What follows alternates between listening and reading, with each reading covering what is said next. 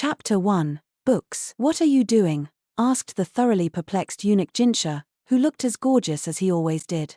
His attendant Gaoxian stood behind him. I should think that would be obvious, Maomao said, wiping away sweat as she stood over a burning cookstove. Beside her was the quack doctor, fanning himself with his hand and obviously finding the heat rather unpleasant. While he worked assiduously, Maomao needed an assistant. What with her leg still healing, she couldn't help thinking his movements were as flabby as he was. Maybe she was hoping for too much. They were using the cookstove in the medical office to heat a very unusual stew pot. From the lid of the pot emerged a long tube that ran through some cool water, causing droplets to form at the end, where they were then collected in a small vessel. This distilling device was one of the discoveries of their recent cleaning spree. It pained Maomao to know that such a valuable object had sat unused in a storage room for so long. The air was full of the smell of flowers. A bevy of petals occupied the pot. We're making perfume, Maomao said. She had a wonderful source of petals in the roses she had cultivated for the garden party not long before. It's certainly aromatic. The smell is fairly mild compared to wild roses. And we'll thin it out further with oil and water. Over the generations, humans had fashioned roses to their liking, favoring beauty and richness of color at the expense of smell. That was simply the way of the world. You couldn't ask for everything or you would get nothing. Jinshi peered at the distiller interestedly. When the doctor, who had been industriously transporting firewood, realized the other man was there, he started brushing the dust and dirt off his clothes with all the self-consciousness of an adolescent girl. Smoothing his mustache and beard with his fingers, he asked, "To what do we owe the honor, sir?" Jinshi's face darkened. Maomao didn't think the doctor meant anything by his question, but Jinshi seemed to resent the way it had been asked. No one could fail to notice a smell this strong, he replied, his lips forming into a slight pout. Nearby, Gaoxian's brow furrowed. He thinks Jinshi needs more gravitas, Maomao guessed.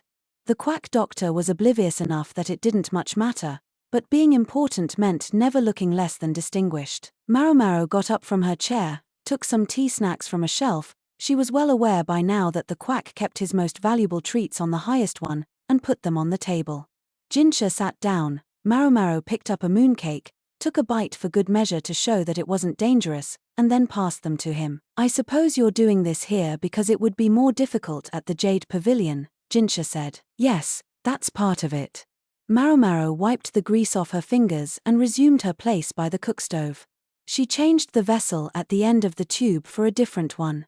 After a moment, a greasy substance began to fill it, perfume oil. The other part is this.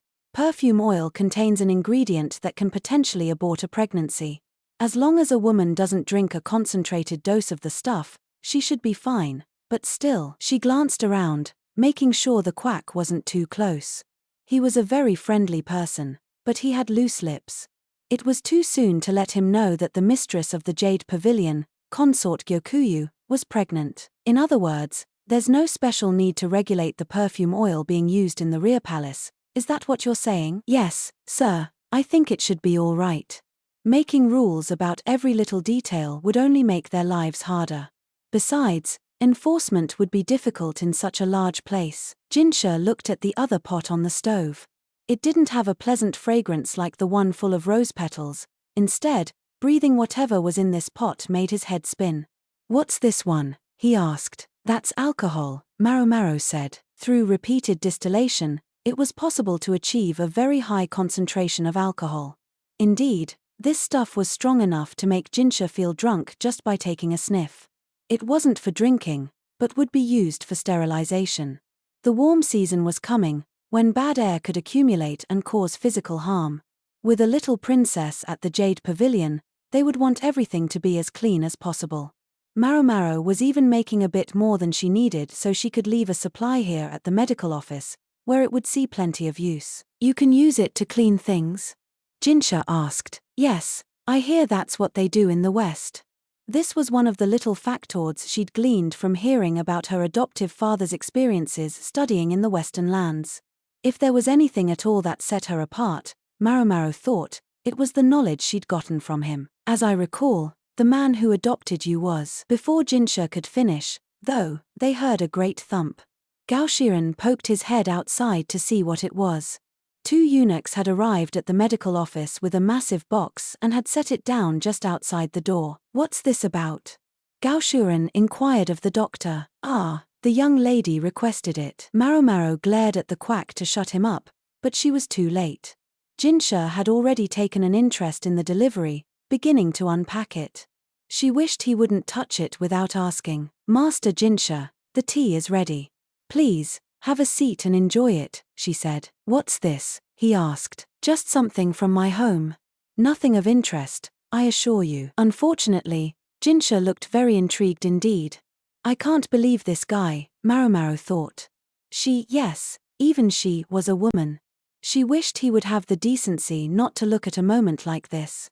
But instead she cast her eyes to the ground and said, "It's full of underwear, sir." Jinshi promptly took his hand away, looking unsettled. "That's right, just leave it alone," Maomao thought at him without looking up, but reality is rarely so accommodating. "Just how much underwear is in there that it took two grown men to carry it?" Gao Shiren asked. "Leave it to him to notice the most inconvenient details." "You're right," Jinshi exclaimed, and thus the contents of Maomao's delivery, which she would have been just as happy for him to remain oblivious to, were unveiled for all to see. "Fastidiousness, that's the problem with the rear palace," Maomao said, her back straight and her face utterly serious. The ladies who comprised the residents of the rear palace were a collection of innocent virgins who hoped they might one day become the emperor's bedmates. Admittedly, not everyone was like that, but such exceptions were a minority. Let us suppose, for the sake of argument, that His Majesty's imperial eye fell upon one of the virgins.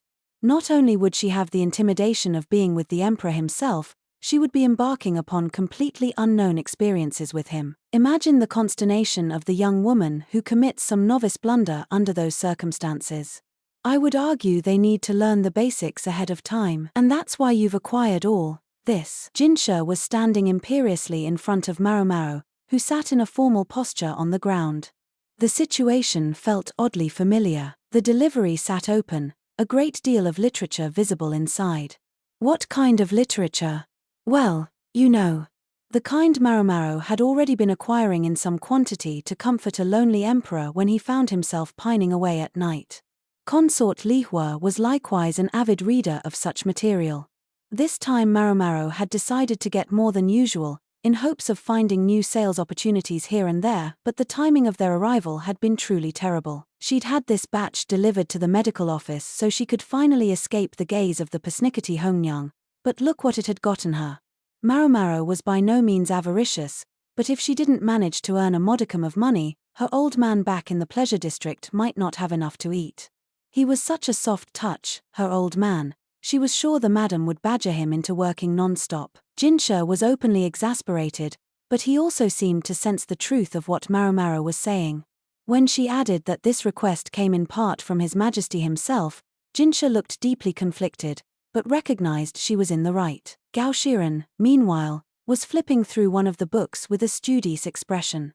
The entire scene was so surreal that Maomao found herself scowling at it in spite of herself. "This is exceptionally beautifully made," Gao Shiren commented. "His admiring the craftsmanship."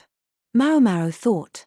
She'd been entertaining the possibility that Gao Shiren was the world's most poker-faced lecher, but apparently that wasn't what had attracted his interest. "They use fine paper," she said. "Books about the bedchamber were hot sellers. They were often sent with young women when they went to wife, and those who read such texts for personal interest were more than willing to spend the money on them.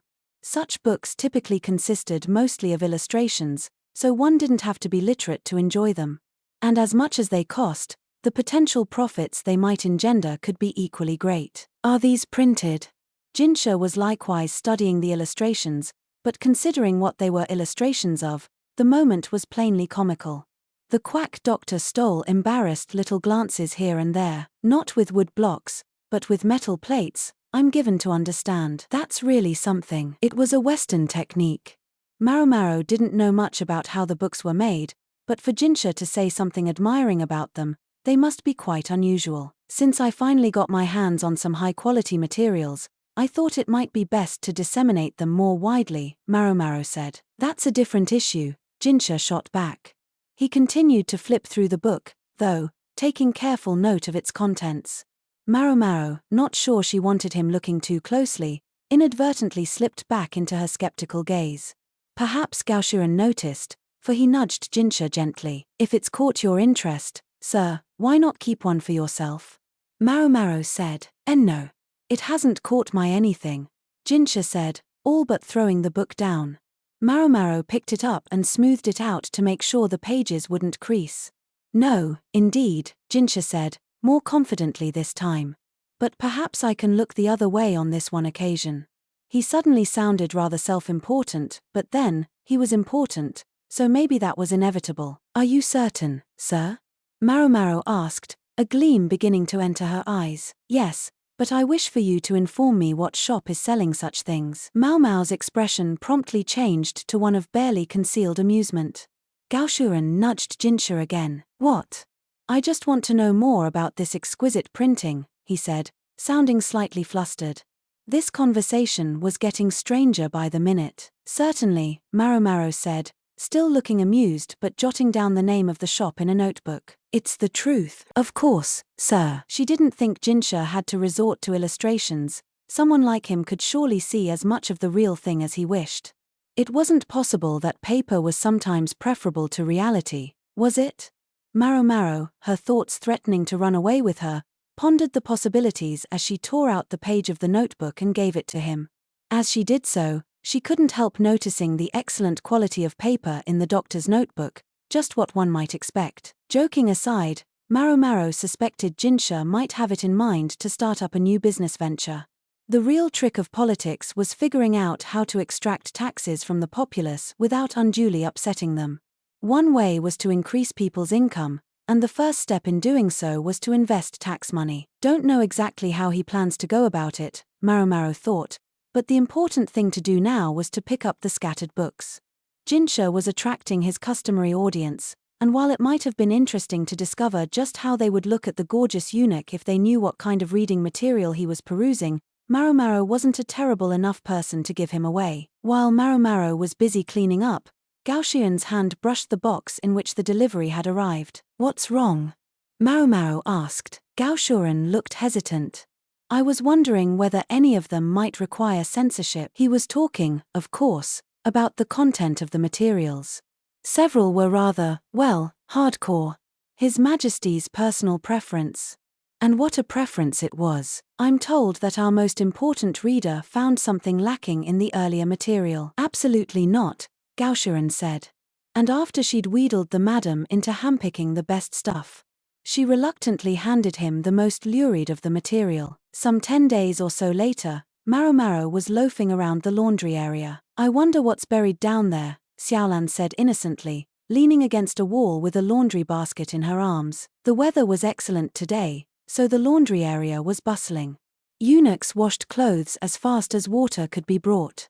The maids' uniforms were laundered by being trodden underfoot in a harsh lye mixture, while the consort's clothing was worked by hand using a handmade soap. Search me, Maomao said. She pulled out a baked treat wrapped in the skin of a bamboo shoot and handed it to Xiaolan, who took it with a grin. The question about what was buried down there was, Maomao gathered, a line from a novel. Novels were all the rage in the rear palace these days. What do I seek beneath the bewitching blossoms? Xiaolan inquired, her eyes sparkling. She was a country girl and couldn't read. There must have been someone reading the story to her. I wonder what it could be, she said around a mouthful of food. Her cheeks bulged like a squirrel's. Maybe horse crap? Maomao ventured, earning a snort from Xiaolan. The girl managed not to choke, but she glowered at Maomao, her eyes watering. Maomao brought some water from the water supply and helped Xiaolan drink it, rubbing her back. You shouldn't eat so fast. It was your fault. What Maomao had said wasn't untrue, though.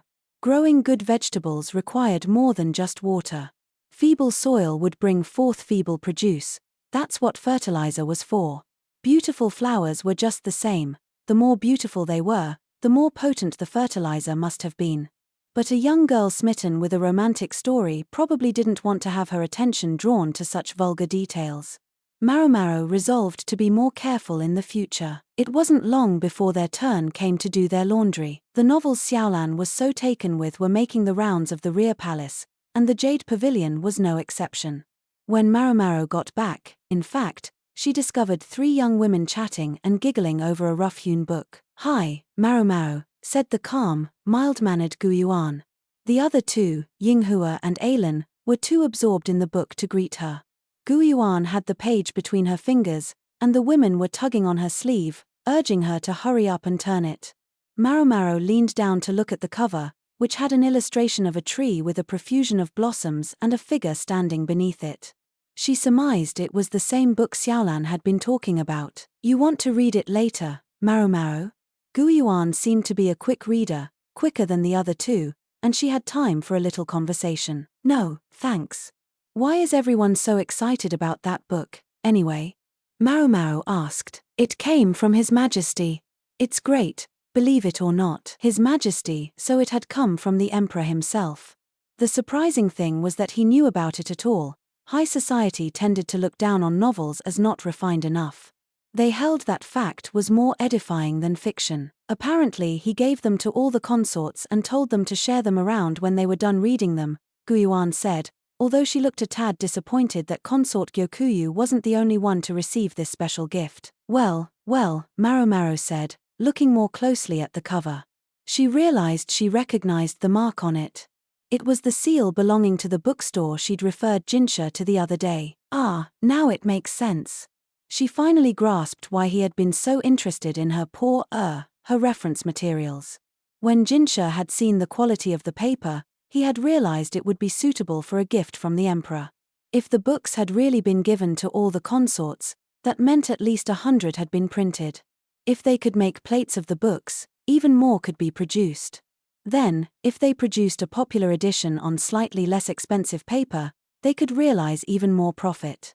Maomao was starting to think she should have asked the printer for an intermediary's fee. She was sure Jinshi must have planted the idea in the emperor's head. I should have known he was planning something. Fiction novels, easy to approach but unsophisticated, were being distributed to the consorts. Normally any gift from His Majesty would be cherished and treasured, but by giving books to all his ladies, each one would be less valuable. And anyway, the gift was nothing but pulp fiction. There would probably be a few disobedient consorts scandalized by the idea of even touching the thing. On top of all this, there was the command to share the books with other people. Some of the consorts might hit on the idea of having their ladies-in-waiting read the book to them, instead of taking the trouble to read it themselves. The pieces were starting to come together. Maomao began to see what Jinshi was up to. The ladies-in-waiting who learned the story would share it with other women. Hence why even Xiaolan could quote from the book. Or, are we done already? Yinghua asked, looking as dejected as a dog who'd been denied a treat. The book was now closed, and Gu Yuan and Ailin wore similar expressions. More. I wanna read more. Yinghua exclaimed with all the fervor of a deprived child. Amusements were few and far between in the rear palace, so that even a lone novel was a source of genuine excitement. According to Master Gaoshiren, there's a new book being printed. When it's ready, he says we'll get a copy, Gu Yuan said. Yeah, I know, but I can't wait that long. Gu Yuan frowned at Yinghua. Yinghua, for her part, had her cheeks puffed out like a blowfish. Ailin, meanwhile, had the book in her hands and was looking at it intently. Is everything all right? Maomao asked. About this book, Ailin started. Hongyang, the chief lady-in-waiting, was looking after Princess Lingli while the 3 young ladies took their break. When their break time was over, they would switch, and Hongyang would have a chance to relax. We're the only ladies-in-waiting here, right? And Lady Gyokuyu was nice enough to say we could read this. Doesn't it feel like kind of a waste if we're the only ones who get to enjoy it? Maomao thought she understood what Ailin was getting at. When you find something interesting, you want to share it. That's human nature. Maomao, for example, had once discovered a very rare snake she'd never seen before, and had gone around showing it to everyone she could find. They had not been pleased. It was probably this same impulse that motivated Ailin to want to let more people read the book. The women of the Jade Pavilion had some connections outside their own workplace. But Yinghua put a stop to that idea. Wait, she said. I don't think we should show it to any other palace women. We have to be careful with it. That's right, they might lose it, added Gu Yuan. Yeah, I guess so, Aylin said wistfully. Her Maomao reached for the book. What she was about to suggest might not normally be acceptable, but considering what she thought Jinshi had in mind, she decided it would be all right this time. What if you didn't give them the actual book, she said, but made a copy for them? Ladies lower in the hierarchy might not have the means, but Aylin was an attendant to a high consort and should be able to procure the paper, brush, and other implements necessary to copy a text. And if she didn't want to take the time or spend the money, well, she didn't have to. What? Aylin said, caught completely off guard by Maomao's suggestion. I suppose replicating the illustrations would be difficult, but you have lovely handwriting, so I don't think copying the text would be any problem for you. The producers of the book would no doubt have been better pleased if the women had bought another copy instead, but when that wasn't feasible, something such as this was the only solution. Though it might be asking too much for Aylin to illustrate the book herself, she could provide a perfectly readable copy of the text, which was really all that was necessary. I see. That makes sense. Aylin's eyes began to shine with a new light. OOF. Are you really gonna do all that work? Yinghua, don't say that, Guiyuan reproved her. Maomao set the book carefully in front of Aylin and resolved to get back to work. Their break time was almost over, anyway, so they all needed to hustle or hougong would fall upon them like a lightning bolt. It was all a very roundabout way for Jinshi to get what he wanted, Maomao thought. With books of whatever kind circulating more freely in the rear palace, at least a few people would learn to read. Back when Maomao had been serving Jinshi directly, she'd had a few opportunities to see some of the paperwork he dealt with in his own work. He'd asked for her opinion on one project, purely out of curiosity, of course. He had wondered how the literacy rate among the women of the rear palace might be improved. Maomao was getting first-hand experience of how well Jinshi's plan was working. She was holding a twig in her hand, scratching the characters Xiaolan into the ground. Xiaolan herself watched intently, then tried to copy her. Xiaolan always seemed like she was more interested in snacks than anything else in life. Maomao had been surprised when she'd first come to her and asked her to teach her to read and write. When Maomao asked why, Xiaolan said the woman who had been reading stories to her had stopped. The woman's voice had finally given out after being endlessly petitioned by the illiterate palace women to read to them. She was a good-hearted woman, though, and had agreed to make copies of the book if the others would make the effort to learn to read it themselves. So there was someone else out there thinking along the same lines as Aylin. It was an awfully generous offer, considering the price of paper. Maomao had suggested that she could read to Xiaolan, but the other woman had shaken her head. She was nice enough to write it out for me, so I can't cheat like that. Maomao mussed Xiaolan's hair fondly. She thought she was giving her a friendly pat, but she mostly succeeded in making it go every which way, earning herself an annoyed look from Xiaolan. Thus, the time they usually devoted to gossiping was turned to learning to write. Xiaolan gripped her twig with a look of intense concentration. The character Xiao, which consisted of just a few short strokes next to each other, still looked a bit like a pile of dead bugs to her, but it was simple enough and she could manage to recognize it. Lan, however, was a far more complicated character and was giving her a good deal of trouble. Maomao wrote the character in the dirt again, nice and large. This time she broke it down by its 3 radicals to make it easier for Xiaolan to understand. On top, there were 3 simple strokes representing grass, beneath them, a character that by itself meant gate, and inside the gate was the character for east. Maomao started by having Xiaolan practice the pieces individually. I never knew my name was so hard. Xiaolan received passing marks on her grass radical, barely, but her teacher insisted she redo the gate and east parts. The fact was, Maomao wasn't sure what the characters for Xiaolan's name were. Xiaolan's own parents probably hadn't been literate, but she assumed it would be appropriate to use the most common characters for the name. When Maomao had been taught to read, she'd started with her own name.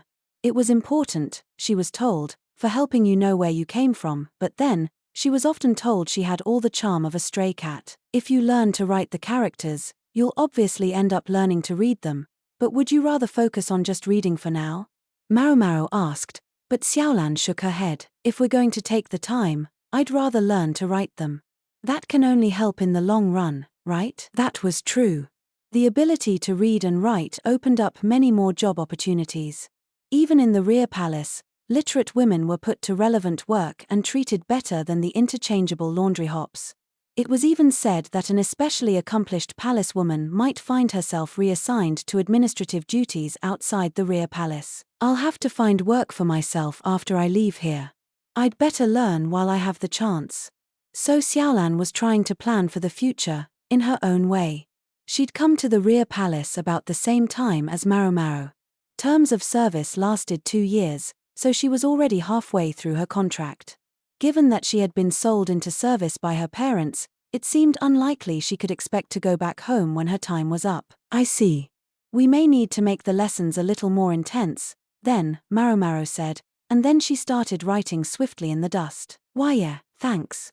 So, what does this say? It says, Dongchong Xia Cow. Caterpillar fungus. Okay. And this, Mantuluo Hua. Thorn apple. And this one, Gugan. Kudzu root. Do these words actually come up a lot? Maomao didn't say anything, just reluctantly rubbed away the vocabulary she'd written and replaced it with more ordinary terms.